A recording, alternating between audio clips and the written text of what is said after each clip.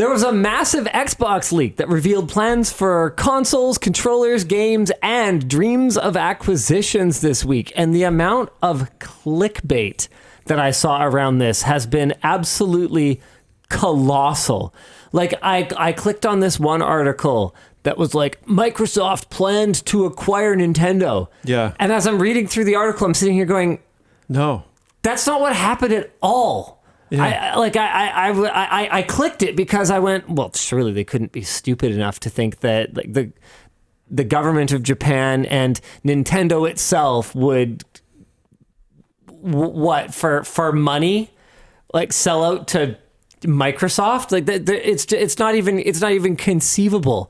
And I was like, surely they couldn't have gotten too far into these talks. No, there were no talks. There was no Microsoft Nintendo acquisition. That who said it? Was it Phil Spencer? I don't remember. But someone basically said that would be a career defining moment or something like that. Well, yeah, it would. That would be an industry defining moment if Nintendo's been around for 150 years or whatever it is. Hey, Linus. Got what? Wouldn't it be sick if we acquired Mr. Beast? Yeah. There. So news. Here comes the Dexerto article. Yeah. Linus almost acquired Mr. Beast. Almost. Beast Industries. Almost. Yeah, exactly. Almost happened.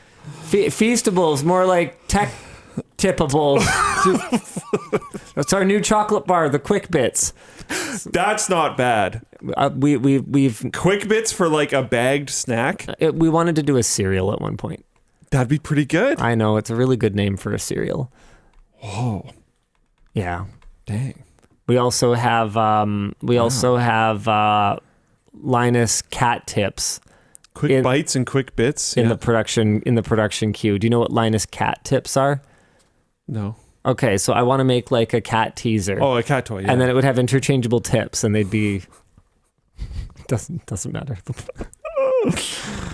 Oh, yeah, man. I'm really sorry. Anyway, a Microsoft employee appears to have mistakenly uploaded a large trove of confidential documents, both redacted and unredacted, to a legal court website used in the trial between the FTC and Microsoft. This has resulted in what is possibly the largest leak of Xbox-related information to date, most of it from 2020 and onward. On the hardware side, Project Brooklyn was a diskless Xbox Series X refresh, and Project Elwood, an equivalent Series S console that were scheduled to launch in fall 2024. Oh, I shouldn't say was. Maybe. Anything leaked could be, could not be. You never know. Things can be developed really quickly sometimes, and projects that seem like they're just about across the line can get axed. So who knows? A next-gen hybrid cloud console that uses both local and cloud processing is scheduled, allegedly, for 2028. That is actually farther out than I expected. Really? Yeah. I mean, looking at how hard they were pushing the cloud with Xbox Series X, I thought... It sounded like they're going to do this with Series X. Yeah. Sebile, an Elite-style controller with haptics that double as speakers, a lift-to-wake feature, and direct-to-cloud connectivity similar to Stadia. Man, this is cool. One document showed a mock-up of a first-party Xbox handheld, but handheld was listed as not in scope for first-party on what can only be described as a funding pyramid. What? Huh? Interesting. Not in scope for first party. So what? They would allow an ecosystem of Xbox handhelds, like kind of like Logitech G Cloud kind of thing, or maybe that. Yeah. Oh, that would be super cool. And what else? What else we got here? However, the Keystone Cloud console is in the funded section, despite being canceled last year before this document was generated. Okay, so take all of these leaks with a grain of salt, but definitely cool stuff. Then on the gaming side, Bethesda parent company ZeniMax had a planning document listing several upcoming games, including a Doom game called Year Zero, Dishonored 3, a Ghostwire Tokyo sequel, an Indiana Jones game. What, the Indiana Jones game? Yeah. Is that what the sigh was for? Yeah, that'll either be amazing or more likely kind of terrible. Probably trash. Yeah. Yeah, probably Yeah. terrible. I mean, you never know. I mean, I didn't have a lot of hope for the 2016 Tomb Raider reboot. Yeah, and that was actually very good. It ended up being excellent. It's one of the few games at that time in my life when I was very busy that I actually played all the way through. It was very good. A lot of movie tie-in games are not good. Did you just call Tomb Raider a movie tie-in game? Is it not? I didn't play the ones when we were really young. Was there no like super old school Tomb Raider movie? I know the newer Tomb Raider movie was not good, but I thought those were like remakes of some super old thing. Gonna quietly ask you to leave. I don't know. Honestly, I just don't care. But I was gonna say Spider-Man. My actual point wasn't Tomb Raider. It was Spider-Man. Came out and was actually surprisingly good. I thought That's that was going to be terrible. also not adapted from a movie. Yeah, it is actually. Obviously, originally there's the comic books, but I'm pretty sure the game is based on the movie, is it not? Yeah, so nice try, bucko. Sort of. Moving on from... Not sort of, it's specifically pulled from the movie. People are so mad. I'm totally my twisting goodness. what he's saying to Yes, make it he so is. much worse than it is. And they just dove right with you, which I'm just was glad they're awesome. mad at you for a change. Yeah, that's I'll take that. I'll take that too, to be honest. Moving on from there, there's remasters of Oblivion and Fallout 3, which the remaster. Yeah, the Oblivion. Get over the Oblivion it! movie. The Oblivion movie. The Oblivion movie, yeah. Yeah, it's based on Oblivion's a comic it's book. based on What the are you talking the Elder about? Scrolls, graphic novel It's series. called The Elder Scrolls. It's from a comic. It's from a scroll. Yeah. A lot of them. They're Yeah. old. They're multiple elder. scrolls. Come on. Buried in a vault. The move to remaster Oblivion, I honestly think is really weird. Really? Why? Because of Sky Oblivion, and I honestly bet you at this point, Sky Oblivion will be better than the Oblivion remaster. So then they just issue a cease and desist so that they can sell Oblivion remastered? I think that would be honestly hard for them to do because it's a mod of Skyrim. Given how precarious their relationship with the modding community I think seems that to would be. like kill it. Yeah. Because this has been such an incredibly long running project from people that are seen as very good members of the community, you know? I don't know. I think that would be really bad. But to me, like especially because Sky Oblivion is the furthest along one, because there's what is the Morrowind called? Morrowind one called? Elijah's in the Skyward? chat. Boomer scrolls. Wow, cool. Stop. Yeah, Skywind is the Morrowind version of that project, which, as far as my understanding goes, is not anywhere near as far along as the Probably more Oblivion one is. challenging. Oh, I'm sure. Yeah. Business stuff from executive emails. By at least 2020, Microsoft apparently had write-ups outlining the potential value of acquiring Nintendo and Valve, though they apparently saw no means to do so. They were likewise interested in purchasing the U.S. branch of TikTok and Warner Brothers Interactive. Phil Spencer said acquiring Nintendo would be a career moment. Okay, so it was Phil Spencer. There's confirmation that Microsoft is primarily interested in Activision Blizzard for King, the makers of Candy Crush. How sad is that? I mean, I don't know what's worse. The fact that Activision Blizzard has fallen so far that we don't care about IPs like Diablo or Warcraft compared to Candy Crush, or the fact that gaming has, or at least the money made in gaming has shifted so heavily to mobile, like whale harpooning games like Candy Crush, that I think that's the worst part. that traditional model is not really interesting at an executive, return for shareholders level anymore. That's wow. Yeah, honestly, the heights that Blizzard fell from and the heights that Activision fell from are both like incredible. Both of those studios were just like top of the freaking world and have totally fallen off. So that's a big part of it. I think the games that they've been releasing are pathetic shadows of what they used to. So I don't know. But also, yeah, people eat into that model. So like I don't even know what you say at this point, because gamers are going to buy stuff. It just happens. In one exchange, Activision execs described the Nintendo Switch 2 as closer in power to last-gen PS4 and Xbox One, which makes a lot of sense. Have you seen the recent rumors that the Switch 2 will be as powerful as a PS5 or an Xbox Series X? No. What are you talking about? That's not how that works.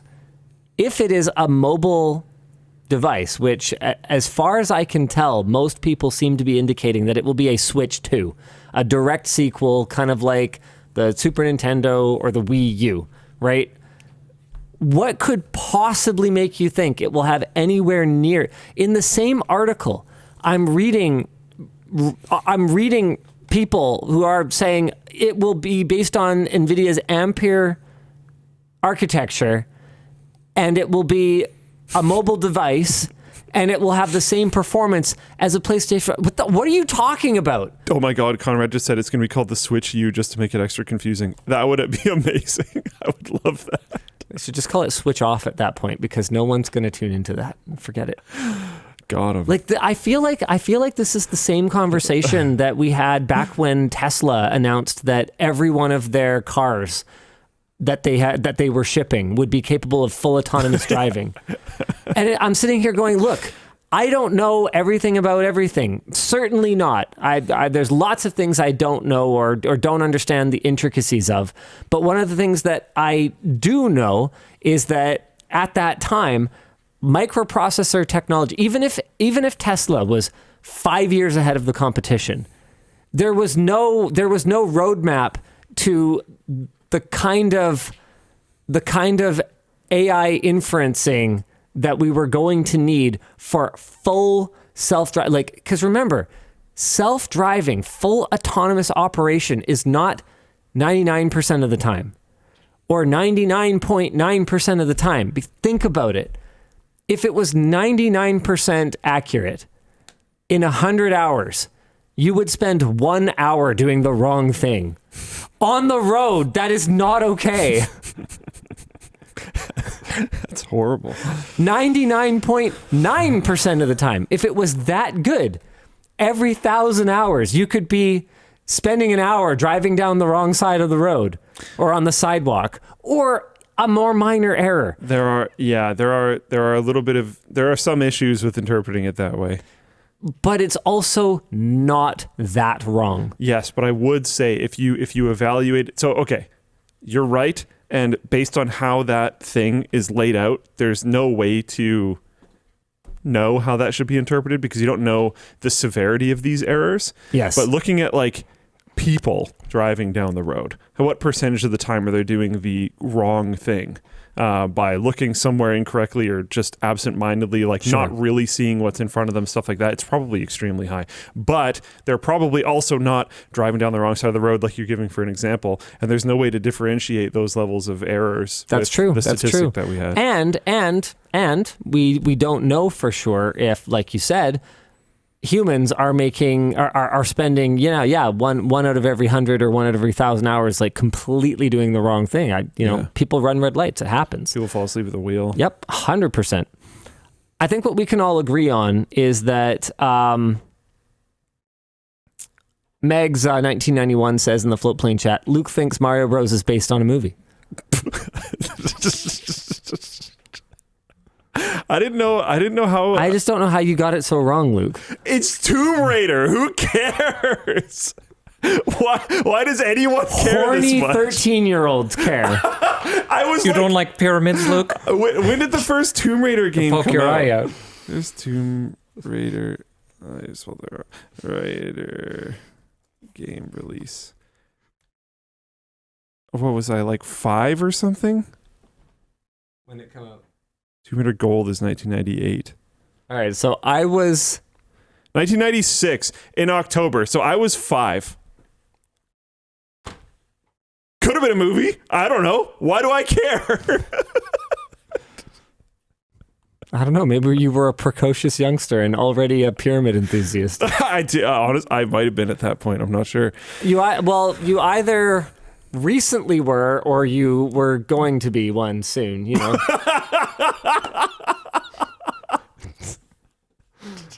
It is interesting that there's a bit of a gap there. Yeah. So we ended up talking about nursing Luke. I'm sure nobody had that on their bingo. This is pretty interesting. Someone in Floatplane chat linked me one of the leaked versions of... Oh, this isn't working anymore since we restarted. Stream Deck's broken. Can't show you my laptop, but it's one of the leaked documents. It says gaming. There's a picture of Master Chief because, of course, there is. Then it says gaming devices. Oh, there we go. Yeah, gaming devices path to 2030. Console business is the foundation. Damn it, Microsoft. Consoles are considered a key health meter for the brand and will continue to drive majority of revenue and subscribers into 2030. Wow. New endpoints are the... I feel very unimportant right now. Yeah, me too. This is the interesting part, though, is like they kind of shift immediately after saying that. So they say, consoles are the foundation, this is the health meter, all that kind of stuff. And then they say, like, to get to 100 million members, though, unlocking new off-console endpoints and improving the experience will substantially grow subscribers over the next 8 years. Okay, so which one is it, Microsoft? Exactly. That's an interesting, That's a bad presentation. point. To be fair, I think they're saying it's the foundation, this is our majority, that type of stuff, but we need to... Right. So they're saying that to build a pyramid... They have to have a lot of consoles, and then they have to have a sharp point of endpoints. Yeah. And then they turn it on the side. Yeah. And they have two of them. Controller becomes the hero is point number 3. The new Xbox controller is the only thing you'll need to play on every new device. This new low barrier of entry will fuel subscriber growth. So subscriber growth. So they're just talking about like Game Pass. Yeah, that's it. That's all they care about. That's it. Game Pass, baby. Yeah. Personalization and customization continue as a hardware strategic advantage and a key profit driver and customer delighter. Never heard that word before, but it sounds good. Yeah, I've heard like delighting customers being... Yeah, but delighter? A customer delighter. Yeah, I don't know if I've heard of a customer delighter before, but I also don't spend a ton of time in gentlemen's clubs, so... Yeah, or pyramids. Sustainability and accessibility. Continued progress towards reduction of carbon tax impact, re-energizing our journey of inclusion. Personalization. It's interesting to me that they would think that personalization is a strength of Xbox. They do... no, it doesn't. You got to send us back. There we go. They do push their custom controllers a lot. Yeah, but why and not honestly, I think a lot of people buy them. Why not the console, though? Customization of the console itself. Yeah, like look at how Sony's doing with the PlayStation 5 dark plates or whatever their first party one is called, the dbrand thing. Like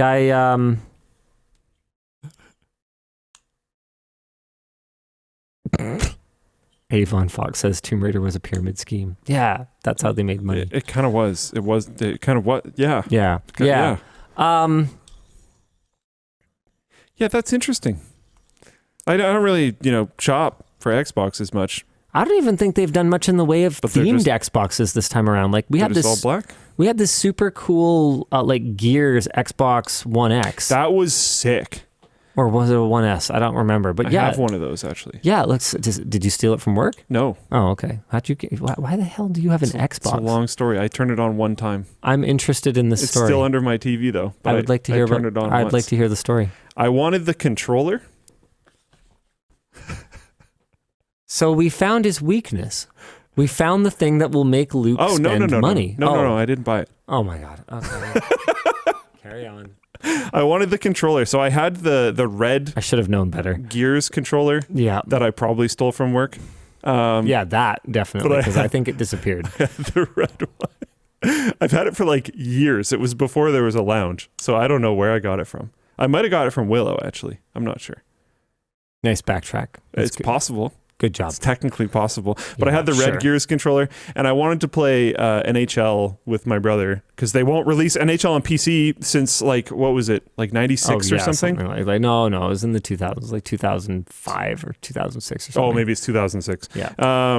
But yeah, they haven't released NHL on PC in forever. So my brother and I wanted to play on Xbox.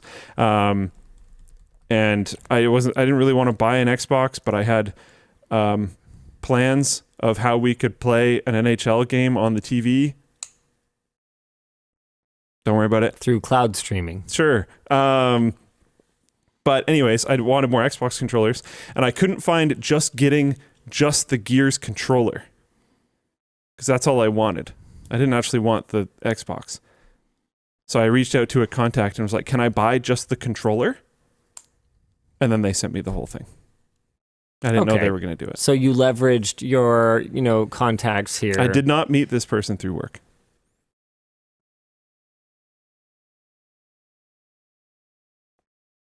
He knows what he did.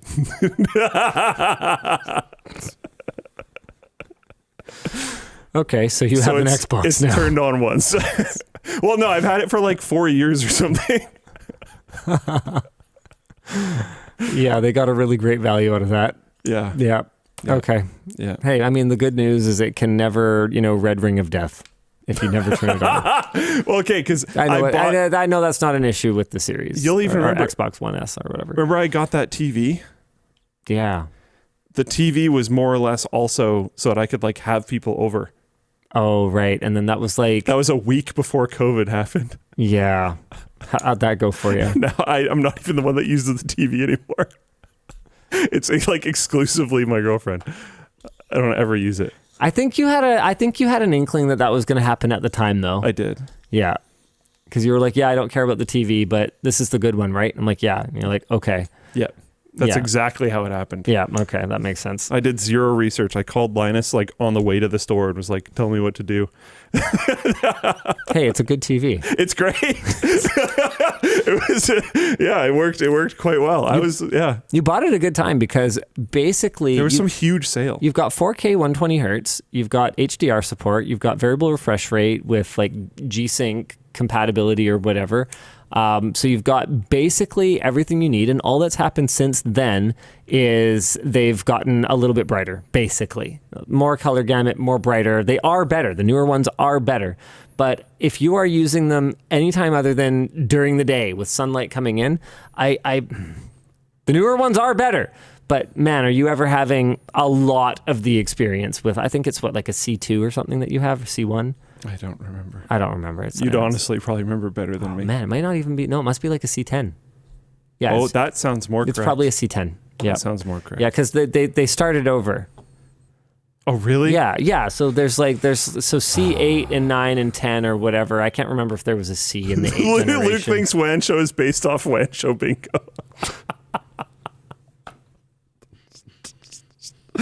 Sorry. It was funny. Oh, man. Okay. Anywho, Dan, we don't know what to do because you don't have the cue cards up.